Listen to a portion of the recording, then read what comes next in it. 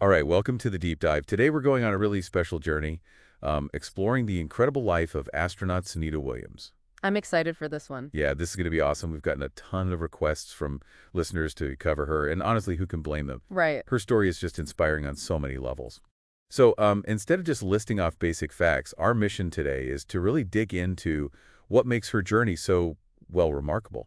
We're going to uncover those unique insights that her life, I think, offers all of us. Sounds like a plan. You guys ready for a personalized exploration of a woman who's literally, like, reached for the stars? Let's do it. Okay, so Sunita Lynn Williams was born on September 19th, 1965 in Euclid, Ohio.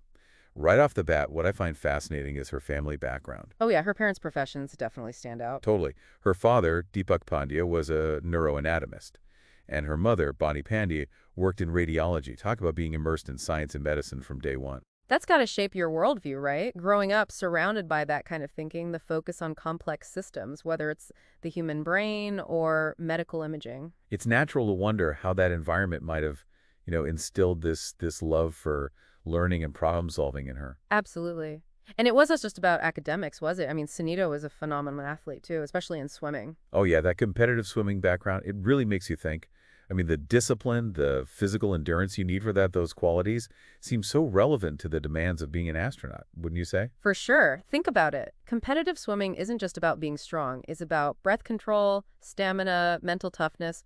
You have to push through discomfort to reach those long-term goals. Exactly. All those attributes that are like crucial for astronauts, especially during intense activities like spacewalks or even just dealing with the stress of launches and reentries. Makes sense. So after high school, where she, I hear, excelled both academically and athletically, she went on to the United States Naval Academy. And graduated in 1987 with a Bachelor of Science degree in physical science. Seems like a clear step towards a very technically focused career path.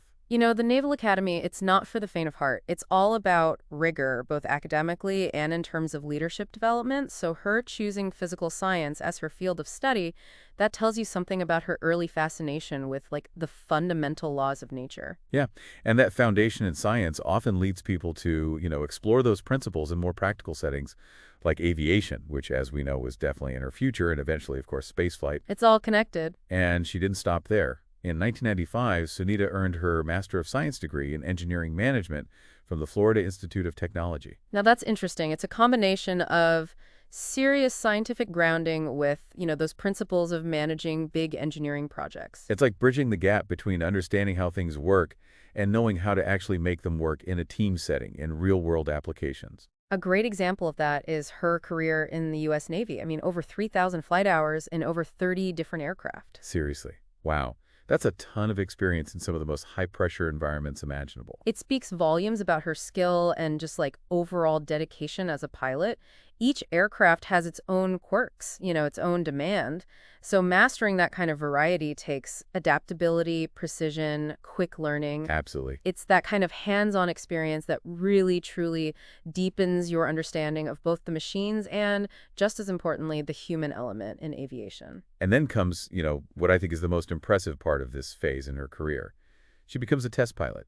That's got to be one of the toughest, most selective jobs in aviation, wouldn't you say? Oh, without a doubt. It's not just about being a good pilot. It's a deep understanding of, the science of flight, aerodynamics, aircraft systems. You got to be able to assess risk. Basically pushing the limits of new and experimental aircraft, finding those hidden weaknesses and ensuring future pilots are safe.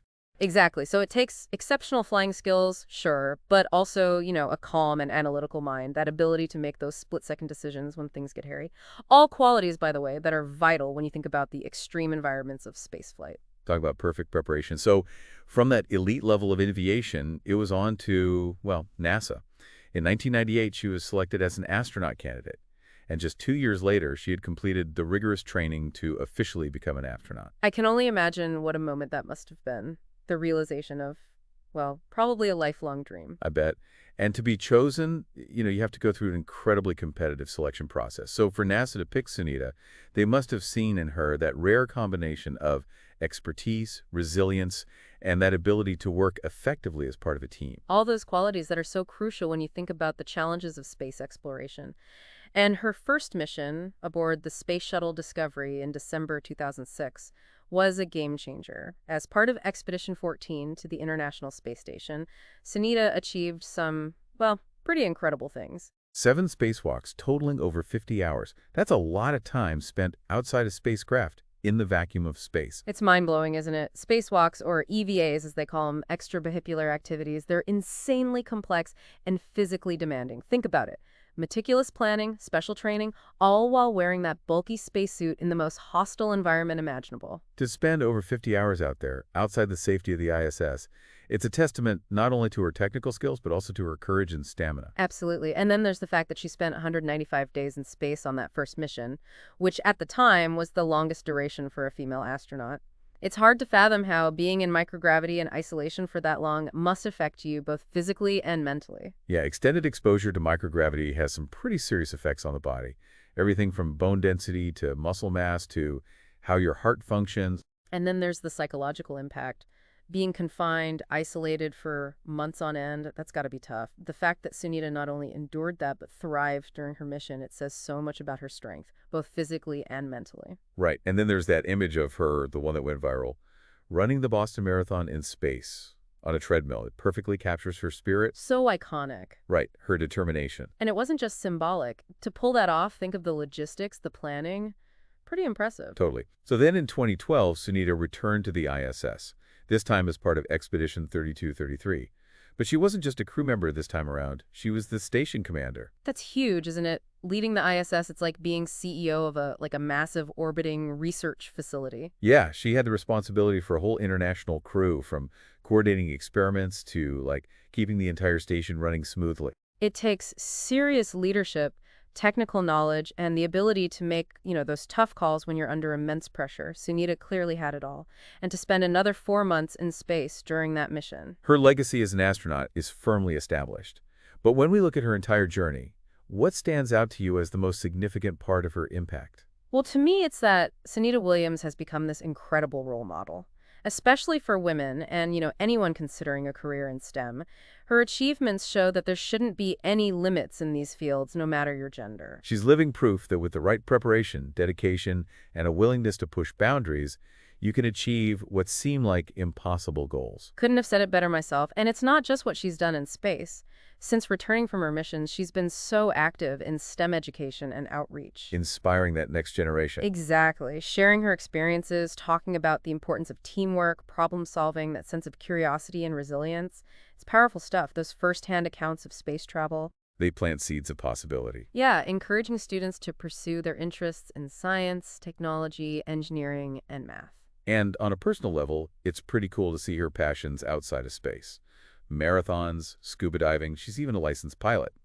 Sunita seems to have this incredible thirst for adventure, always pushing her own limits in so many different environments. I love that about her. It speaks to that, that basic human drive to seek out new challenges, exploring the oceans, the skies, even outer space. Yeah. It also shows how adaptable she is, always ready to learn new things and master new skills. It's important to mention her heritage too, right? Her father, Deepak Pandya, was of Indian descent. And that multicultural background, I think, it probably gave her a broader perspective, influencing how she approached the international collaborations that are so central to space exploration. Working alongside people from so many different backgrounds, especially on the ISS, having that kind of understanding must be invaluable. For sure, it fosters a sense of respect for other viewpoints, helps bridge cultural gaps. And, in her personal life, she's married to Michael J. Williams, who's a federal police officer. Sounds like a pretty awesome partnership. Yeah, it reminds us that even people who achieve these extraordinary things, they still have normal lives. They find joy and support in their relationships, which I think is important, helps them stay grounded. Definitely. Oh, and did you know they have 2 dogs? I didn't. That's awesome. Yeah. And her favorite quote, this really sums her up, dream big and work hard.